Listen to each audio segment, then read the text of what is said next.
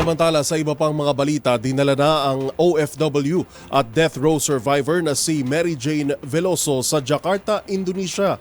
Yan ay para formal nang simulan ang proseso ng kanyang pagbabalik bansa.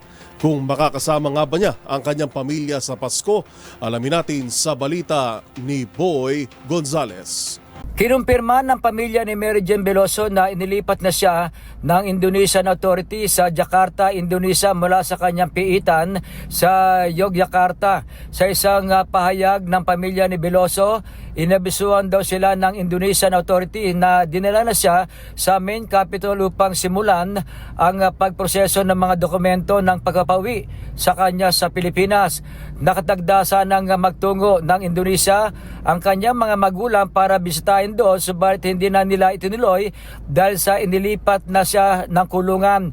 Maghihintay na lamang daw ang pamilya Veloso dito sa Pilipinas para sa kanyang pagbabalik.